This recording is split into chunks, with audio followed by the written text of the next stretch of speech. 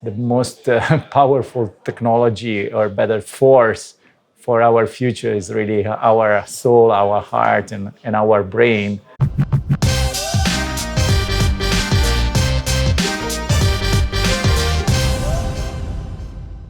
In this video, Eric Ezechieli is going to tell you what the biggest chances in finance are and how companies can embrace disruption. Eric is a regenerative entrepreneur. His purpose is to accelerate the evolution of business paradigms in order to create a shared and durable prosperity. He is an advisor to the G7 on people-centered technological innovation. He's a ski mountaineer, trail runner, and long-distance triathlete.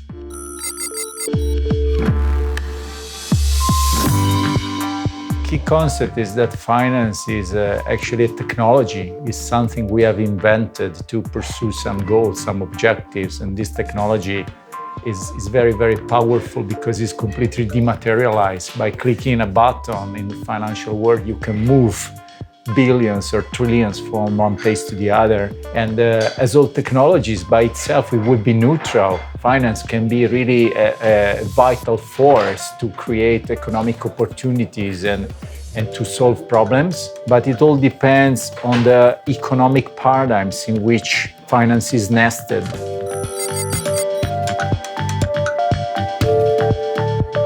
Technology is neutral by itself. It depends on how we use it, and we must be intentionally driving it towards a positive impact. This is fundamental. So what are the big advancements in technology? We all see what they are, but going forward, we have to be very, very intentional about the use of technology in a direction which is regenerative, that is making the world better, which is protecting the environment, which is regenerating nature, which is reducing diversity in our society, because the opposite is not real advancement. It's just, going faster and faster without really realizing where we are going.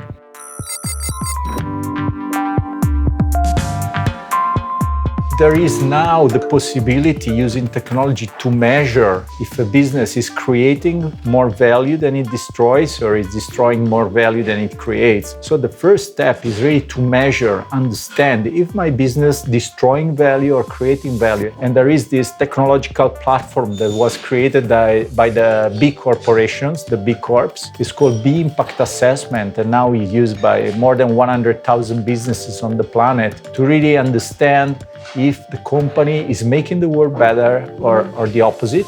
And the first stage is really measuring.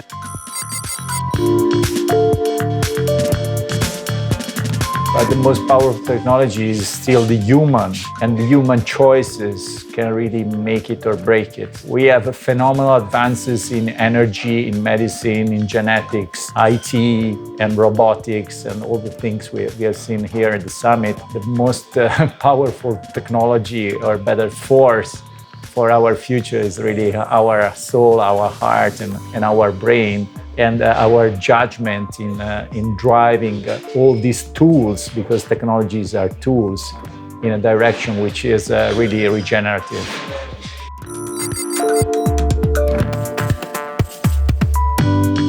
Singularity, I would translate it with disruption. And here there is a time of confusion, very often also panic. And we need to probably slow down. The more reality accelerates, the more technology accelerates and disrupts what we have taken for granted for many years. The more we need to slow down and go deep and to really understand what's really very, very important, what is really desirable, and restart from there to get out of the confusion and drive our action in a positive way.